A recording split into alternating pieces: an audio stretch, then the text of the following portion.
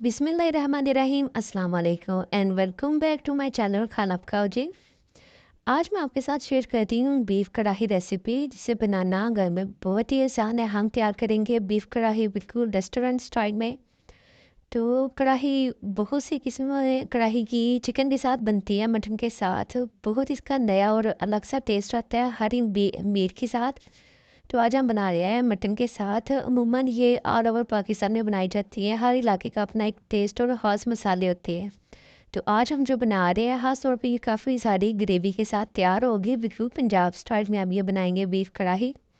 इसे बनाने के लिए प्याज मैंने रखे हुए हैं, फ्राई होने के लिए ये लहसुन अलहदा कूट के रखा हुआ है, सब्ज़ मिर्च और अदरक अलहदा है, टमाटर है 3 मीडियम साइज़ के और एक छोटा बोल है दही का। ये देखिए जी प्याज फ्राई हो रहे हैं। जैसे प्याज थोड़े से फ्राई हो गए मैंने इसमें डाल दिया लहसुन अलहदा मैंने पीस के रखा हुआ है, अदरक और सब्ज़ मिर्चें अलहदा हैं। अमूमन कढ़ाई में प्याज नहीं जाता क्योंकि चिकन की कढ़ाई में इतना उसका फ्लेवर रिच नहीं होता, तो इसलिए उसमें प्याज की ज़रूरत नहीं होती। वैसे इसका काफ़ी अच्छा टेस्ट निकल के आ जाता है, मगर बीफ में या मटन की कुछ दोनों में से कोई भी कढ़ाई बनाए उसमें प्याज ज़रूर जाता है। तो प्याज मैंने फ्राई करते जैसे इसका थोड़ा सा कलर चेंज हो गया है मैंने इसमें डाल दिया लहसुन की भी अच्छी सी जैसे ही खुशबू आने लग जाएगी तो इसमें अदरक और सब्ज़ मिर्चें जो मैंने अलहदा से पीस के रखी हुई हैं कूट के, वो दोनों चीज़ें डाल देंगे। इन्हें बहुत अच्छी तरह से फ्राई कर देना है। तो बहुत ही अच्छी मज़ेदार सी कम मसालों के साथ हमारी कढ़ाई तैयार हो जाएगी। ये देखें जी प्रेशर मैंने खोला तकरीबन 20 मिनट के बाद, तो बीफ हमारा बहुत अच्छी तरह से गल चुका था, बिल्कुल सॉफ्ट हो गया है। तो मैंने इसमें डाला था तकरीबन 4 गिलास पानी, तो आधा पौना गिलास अभी भी पानी इसमें बचा हुआ है। ये हम बिल्कुल भी ज़ाया नहीं करेंगे, जो इसमें थोड़ी सी ग्रेवी जब बनाएंगे तो वो इसमें डाल देंगे। तो बीफ हमारा बहुत अच्छा सा गल गया। मैंने इसमें कोई भी चीज़ नहीं डाली, सिर्फ बीफ था, नमक डाल दिया था और कोई भी मसाला मैंने इसमें नहीं डाला। तो बिल्कुल सारा सिंपल से इसे हमने गला लिया अच्छा सा। ये देखें जी प्याज और लहसुन दो चीज़ें थी अच्छी तरह से जैसे ये फ्राई हो गई हैं। सुरख मिर्च, साबुत सुरख मिर्च है, सब्ज़ मिर्च है और 1 टीस्पून के करीब अदरक है, अदरक का पेस्ट है, ये मैंने इसमें डाल दी है। अब इसके साथ इसकी बुनाई कर लेंगे। जैसे इसकी भी अच्छी सी खुशबू आने लग जाती है, इसे बिल्कुल ज़्यादा टाइम नहीं लगेगा, 1 मिनट में बहुत अच्छा सा ये फ्राई हो जाएगा। मैंने इसमें 3 बड़े साइज़ के टमाटर थे, वो अच्छी तरह से चॉप करके वो इसमें डाल दिए हैं।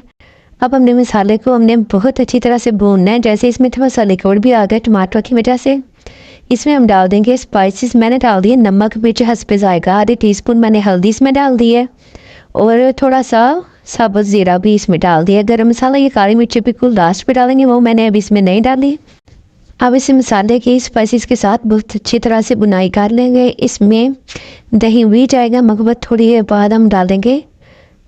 जैसे ही मसाला अच्छी तरह से भून चुका है, सारे इसके स्पाइसेस अच्छे से मसाले में मिक्स हो गए हैं, मैंने इसमें डाल दिया बॉयल किया हुआ बीफ हमेशा हड्डी वाला ज़्यादा अच्छा टेस्ट इसका आता है, तो वैसे आप चाहे तो बोनलेस भी बीफ यूज़ कर सकते हैं।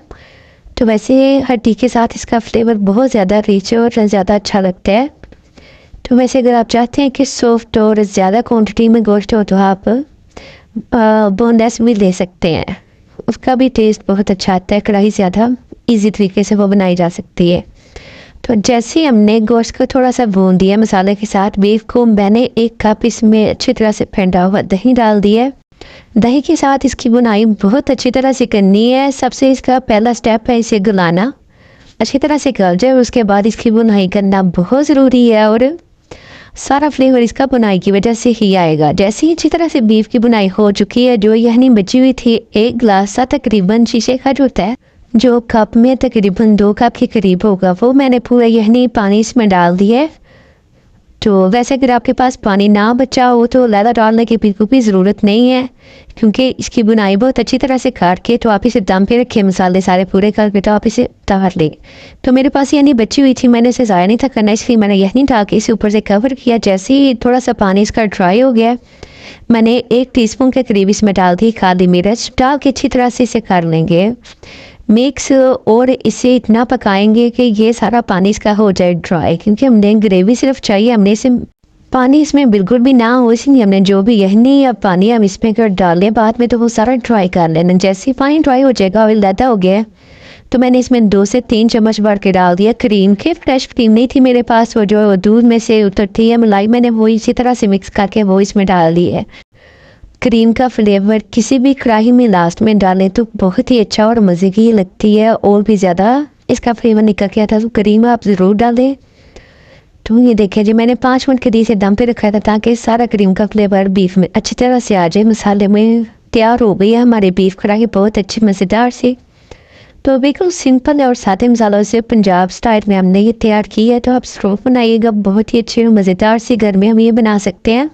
बहुत सॉफ्ट और नरम जूसी सी ये बीफ गला हुआ होगा और बहुत मज़े का ये लगता है। आप तंदूरी रोटी के साथ, नान के साथ और रायते के साथ इसे सर्व करें, बहुत ही अच्छा इसका टेस्ट आता है। तो इंशाल्लाह आप ज़रूर मैं नई नई डिशेज इसी तरह आपके लिए लेके आऊँगी। तो अपने काइंडली वीडियो को फुल वॉच करना, और अगर मेरे चैनल पर नया है तो सब्सक्राइब भी कर दीजिएगा। और अगर वीडियो आपको ज़रा भी पसंद आए तो लाइक भी कीजिएगा। इंशाल्लाह फिर मैं मिलूँगी नई रेसिपी के साथ आपसे, तब तक के लिए अल्लाह हाफिज़।